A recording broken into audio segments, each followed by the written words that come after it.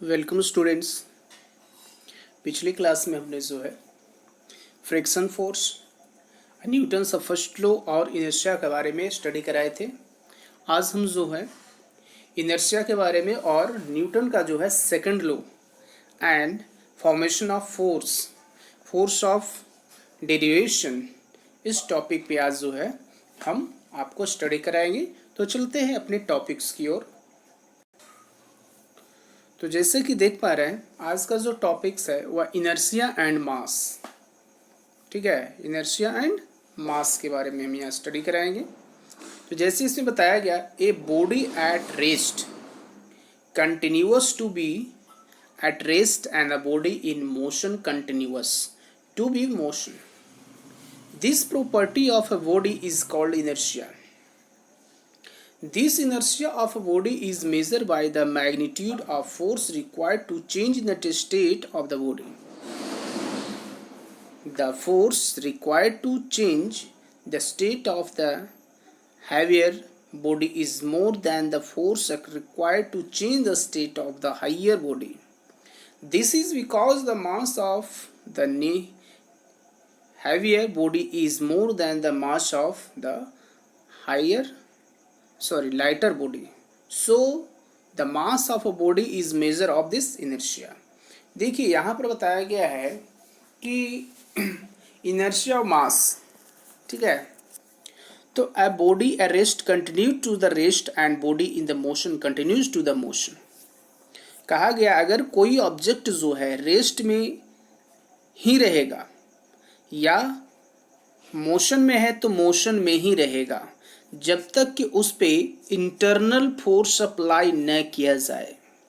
ठीक है, तो वही तो बताई गई है कि कोई ऑब्जेक्ट जो है रेस्ट में रहेगा तो रेस्ट में ही रहेगा, जब तक उस पे इंटरनल फोर्स अप्लाई नहीं होती है तब तक वह मोशन में नहीं आएगा। अगर कोई मोशन में ऑब्जेक्ट है और उस पे इंटरनल फोर्स अप्लाई नहीं किया जाएगा तब तक वह रेस्ट में ही रहेगा। तो दिस प्रॉपर्टी ये बताई गई थी कि the body at rest continuous to be at rest and the body in motion continuous to be in motion. This property of a body is called inertia. तो ये प्रॉपर्टी कहलाता है इनर्शिया कहलाता है। ठीक है, तो the inertia of a body is measure by the magnitude of force required to change the state of the body. तो ये इनर्शिया जो है बॉडी को मेजर करके जो उसका मैग्नीट्यूड यानी डायरेक्शन, ठीक है, force required to change the state of the body. तो the force required to change the state of a heavier body is the more than the force required to change the state of the lighter body.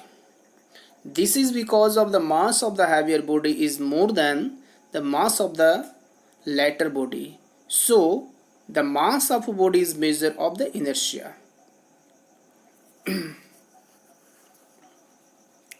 इसके बाद आते हैं momentum of body. ये momentum होती क्या है? ठीक है, तो देखिए मैं बताना चाहता हूँ मोमेंटम के बारे में, ये इम्पोर्टेंस है। ठीक है, कि the momentum of a body is the product of the mass and velocity. Momentum, ठीक है, जिसको संवेग कहा जाता है। ठीक है, तो मोमेंटम जो होती है वो बॉडी का प्रोडक्ट का जो भी बॉडी हो उसका product of the mass and velocity, या कह सकते हैं mass of the product of a body into velocity is called momentum. ठीक है, तो the momentum of a body is the product of its mass and velocity. यानी कोई object है, कोई बॉडी है, तो बॉडी का जो है मास, ठीक है, और वेलोसिटी का जो है मल्टीप्लिकेशन ही कहलाता मोमेंटम।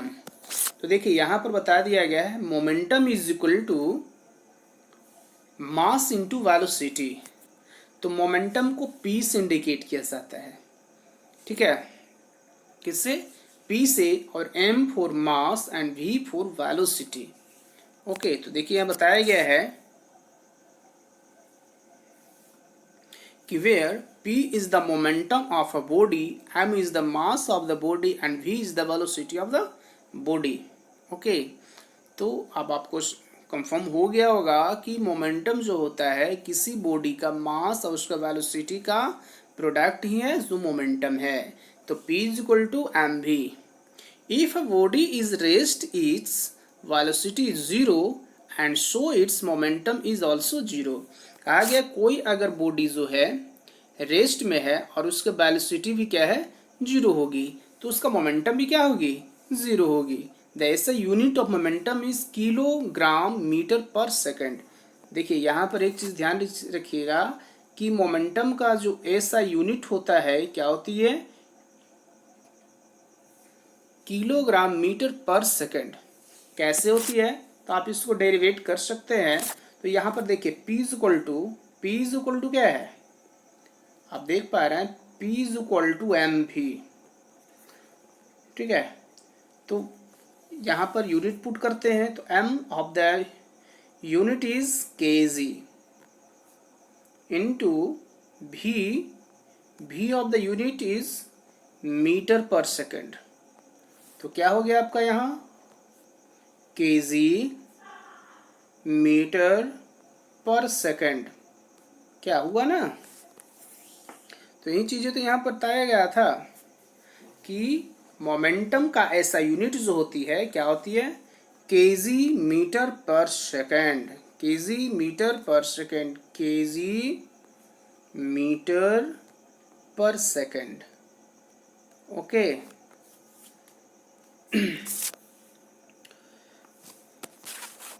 तो देखिए इसको इस तरह से लिखा गया केजी मीटर पर सेकेंड, या इसे kg m s to the power -1 भी लिखते हैं। ठीक है, दैट इज एग्जाम्पल ऑफ, देखिए एग्जाम्पल दिया हुआ है कि truck moving at a very low speed can kill a person standing in its path because of the heavy mass of the track. A bullet of a small mass when fired from the gun can kill the person because of the large velocity of the bullet. So, the impact of a body depends upon its mass and velocity. अब देखिए जितना momentum high होगा, ठीक है, वह उतना ही तेजी से किसी के ऊपर अप्लाई करता है।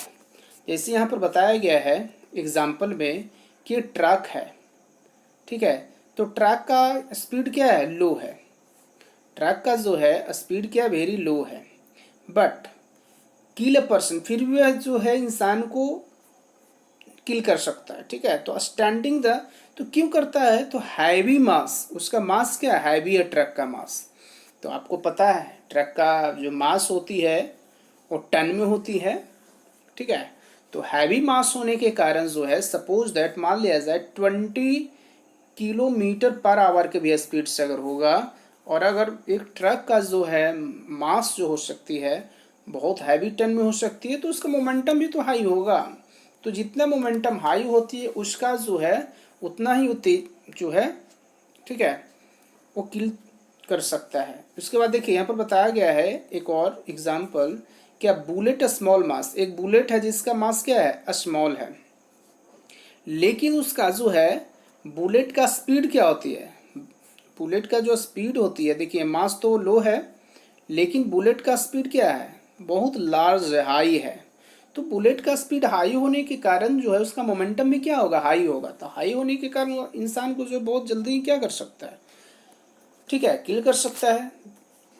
मान लिया जाए बुलेट का जो है मास कितना है, सपोज दैट मैं बताना चाहता हूँ, सपोज दैट अगर 20 ग्राम का है, कितना, 20 ग्राम का है, ठीक है, लेकिन स्पीड उसका क्या हो सकती है, उसका स्पीड हो सकती है 200 मीटर पर सेकंड का भी स्पीड से हो सकता है।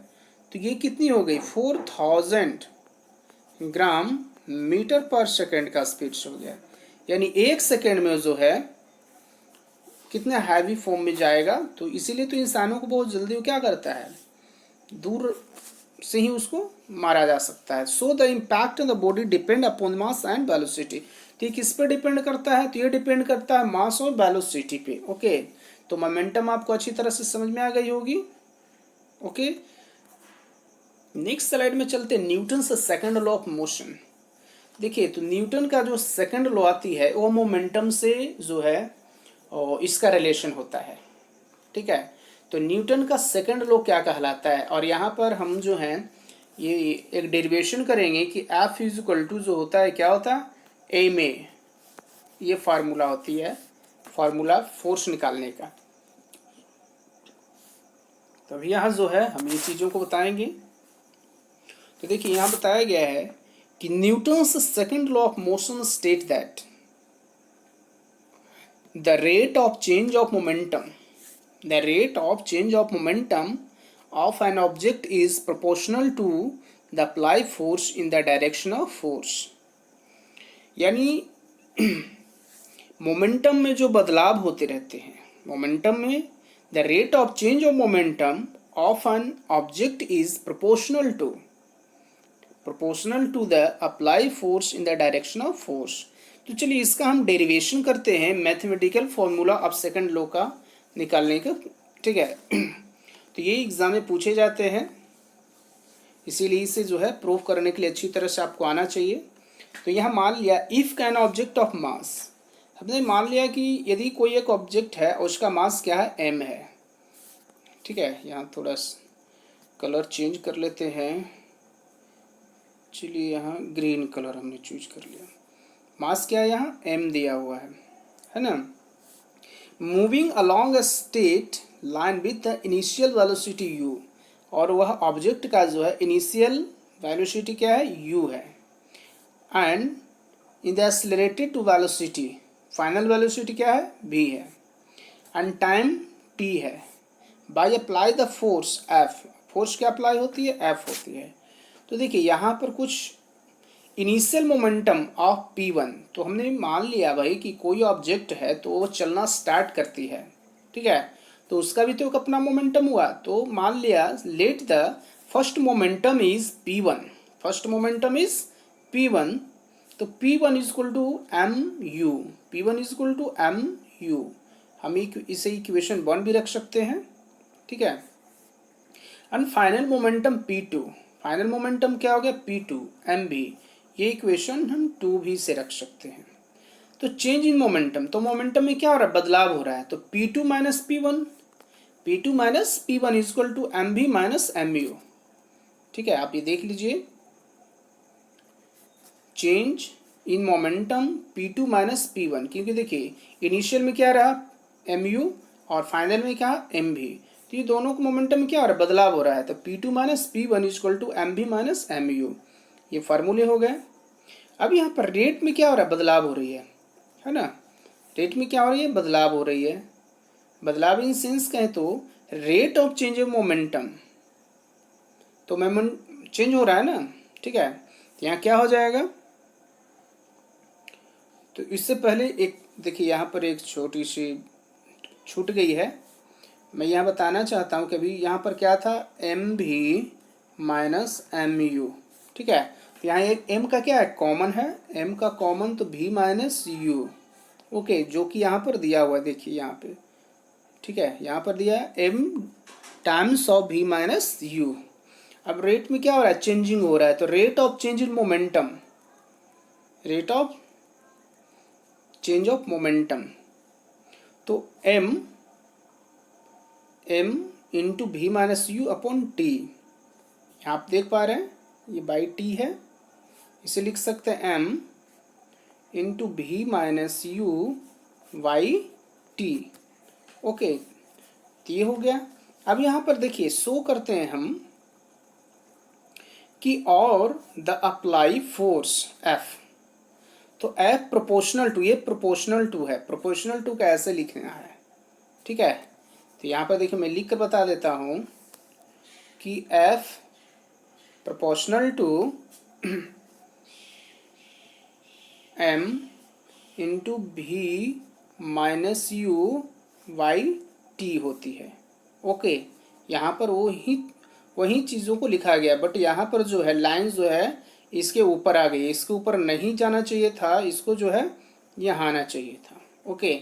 तो F इज इक्वल टू, तो देखिए यहाँ प्रोपोर्शनल टू जो है, ठीक है, तो यहाँ प्रोपोर्शनल टू के बदले क्या लिख सकते हैं, ये तो टी था, तो हम लिख सकते हैं एफ, तो प्रोपोर्शनल के बदले यहाँ पर के लिखा जाता है, ठीक है, क्या लिखा जाएगा, के, तो के एम ए होगा।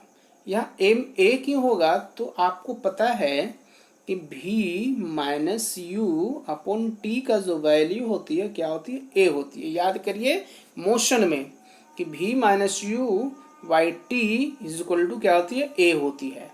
तो देखिए हुआ क्या यहाँ पे, फिर से मैं एक बार बताना चाहता हूँ थोड़ा छोटी लेटर में कि F proportional to M into भी minus you by T. Okay, तो टी का जो वैल्यू होती है क्या होती है, तो भी माइनस यू अपॉन टी का जो वैल्यू है वो क्या होता है, ए होता है, ठीक है। यहाँ पर क्या करेंगे, f proportional to m a, ठीक है, या ये ए है, तो यहाँ पर जो है प्रोपोर्शनल टू जो है ये साइन है, इसके बदले के लिया जाता है, तो एफ के, तो प्रोपोर्शनल इज इक्वल यूज कर लेते हैं, इज इक्वल टू के एम ए, ठीक है। तो के एक यहाँ पर क्वांटेंट्स हो गया, तो के की वैल्यू 1 होती है, तो एफ इज इक्वल टू क्या हो गया, एम ए, तो यही फार्मूला डेरिवेशन होता है। ओके, तो चलिए यहाँ पर हम दिखा देते हैं फिर से, ठीक है। तो सो एफ इज इक्वल टू के एम ए, यहाँ देख पा रहे हैं, तो वेयर के इज द कांस्टेंट, के कांस्टेंट है जिसका वैल्यू 1 होती है, तो एफ इज इक्वल टू क्या हो गया, एम ए, तो यही डेरिवेशन होती है। ये फार्मूला को याद रखना है, ये फार्मूला जितने भी यहाँ पर आपको आ रहे हैं ये न्यूमेरिकल क्वेश्चंस को सॉल्व करने में आपको हेल्प करेगा। ओके, तो the SI unit of mass is kg, ठीक है, and acceleration metre per second square, metre per second square या ms to the power -2, so that the unit of force is kg metre per second square, और इसे Newton कहा जाता है, the symbol of n। Okay, याद रखिएगा। तो यहाँ पर जो हमने जो है, सपोज दैट मान लिया जाए, एक एग्जांपल देना चाहता हूँ कि अगर कोई ऑब्जेक्ट है, ऑब्जेक्ट का जो है मास दिया हुआ रहेगा,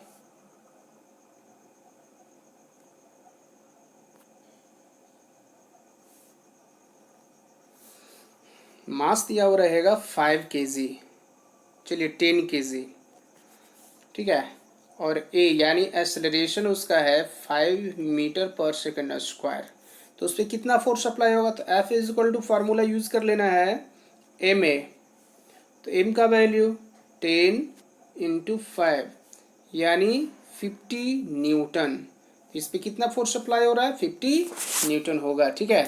इस तरह से न्यूमेरिकल क्वेश्चंस रहेंगे जो आपको जो है अलग से हम बता देंगे, इसका पीडीएफ भी भेज देंगे, ठीक है। तो आज के क्लास में इतना ही, थैंक यू।